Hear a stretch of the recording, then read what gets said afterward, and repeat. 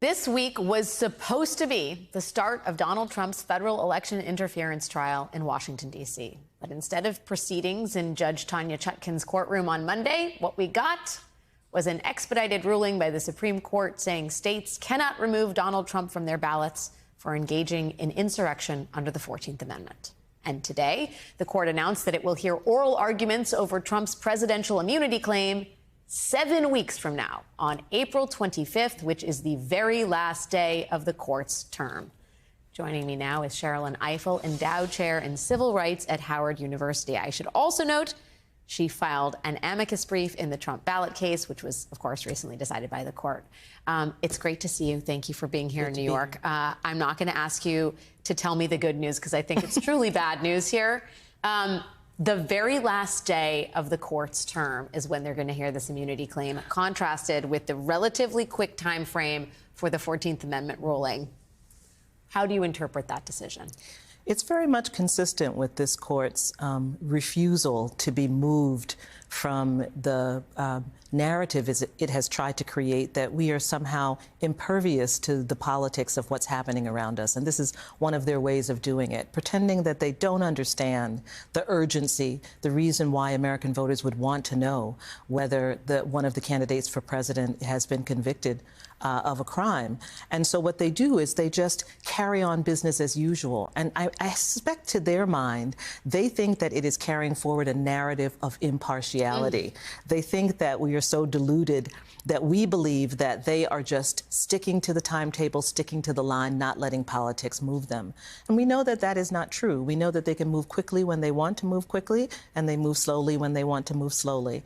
And so, it's consistent with what they have demonstrated, but it's incredibly cynical. Yeah. Oh, can I take it one step further and assign some more nefarious, nefarious ends to that, which is, speeding up a decision on the 14th Amendment helped Trump. Slowing down the immunity claim helps Trump. I mean, there's a thread here that sort of makes sense if you look at it through a political lens. Yeah, I don't think the way the Supreme Court has approached the timing of any of these cases suggests taking seriously how much their failure to acquiesce to the urgency of the moment itself undermines democracy and the electoral process. Yeah. And I think, particularly with the 14th Amendment case coming the day before Super Tuesday, I mean, one might call that quick. I'm not sure that I would.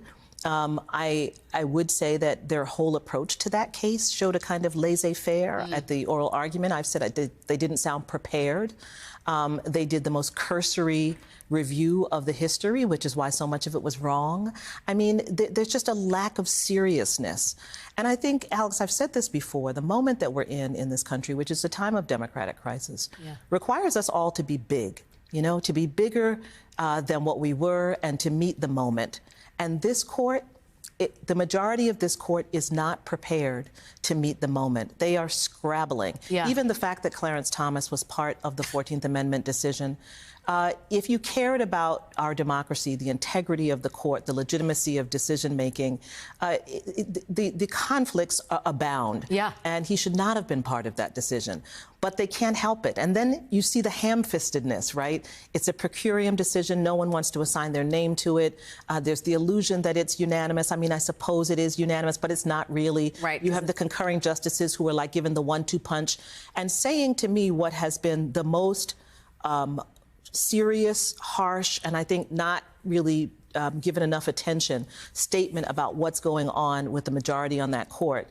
And I will say nothing has shaken me as much as the language in that concurrence. The suggestion that the conservative justices on the court are basically trying to shield future insurrectionists. I can't even say suggestion. They said explicitly. The majority attempts to insulate all alleged insurrectionists from future challenges to their holding federal office. Attempts assigns intentionality to that majority. That should frighten all of us. We should be sitting with that people say, well, why didn't they dissent? I mean, I would have liked for them to dissent, at least dissent in part as well. But they are telling us in no uncertain terms, as clearly as they possibly. These are not wild-eyed folks. These are their colleagues on the court, and we have seen them try to toe the line, try to maintain relationships, try to be as careful as possible. And when they make a statement like that, if we refuse to pay attention to what they are telling us is happening on the court, that is on us, not on the majority. Even Amy Coney Barrett, the one conservative woman on the court, who, of course, tries to, scold the women by saying we shouldn't air our dirty laundry. But she says even she didn't think the decision had to go that far. The only reason she's telling us that is because they obviously were having conversations behind the scenes in which she, too, was hoping that the guys would be able to control themselves and restrain themselves enough to just issue the decision in the parameters in which they needed to. So you've got 4 women saying... ringing the alarm bell loudly. And we're all going on and saying, well, but it was 9-0 and it doesn't matter and this is not what's important. And anyway, it's, Section 3 and it's after the Civil War. And it's like,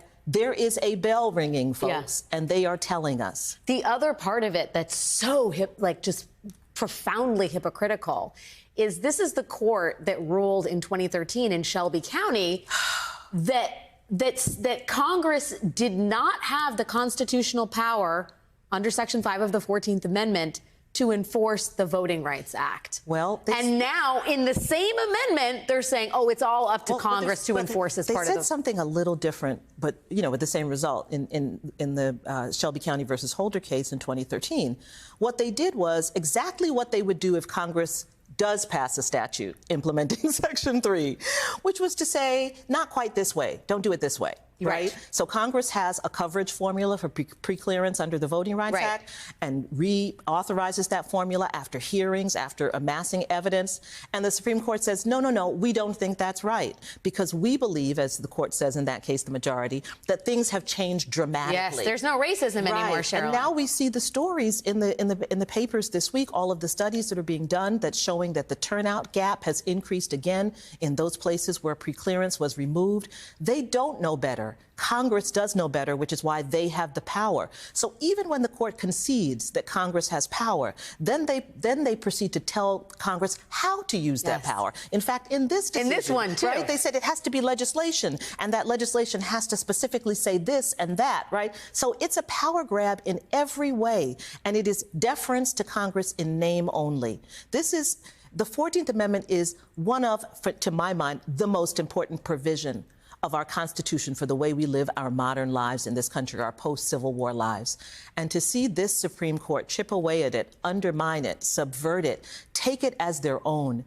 The times that happened in the past, in the 19th century, in the Reconstruction period, resulted in devastation for our democracy. Whether it was Plessy versus Ferguson, whether it was the civil rights cases in 1883, these were all circumstances in which the Supreme Court undermined Congress's power to issue statutes in accordance with the 14th Amendment. And every time they did it, I mean, they ushered in Jim Crow for 60 years in this country.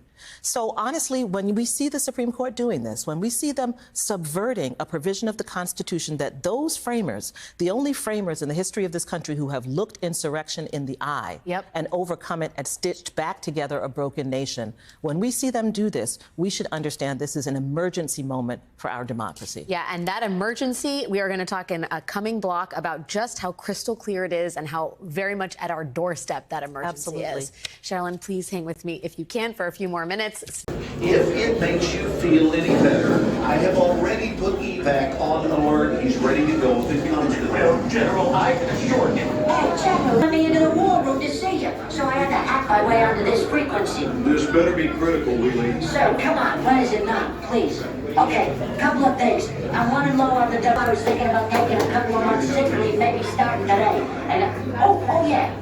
I intercepted a transmission from Megatron. Then send it through. Yes, sir, right away, sir. And so I'll assume that we're going on the other stuff.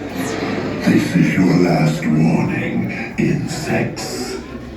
Relinquish what remains of the Allspark. So who's the insect? You?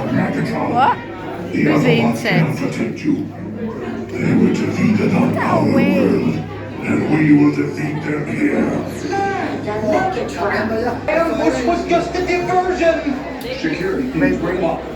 Rabbit, she's already inside. Deeds! Give me an update on that reserve. Boss readiness. What was his name? What was it? Evac, sir. Right, evac.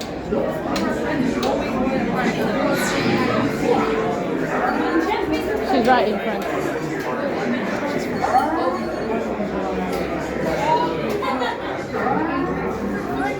We're facing a heavy sustained attack. They appear to be after the All-Star. General! General!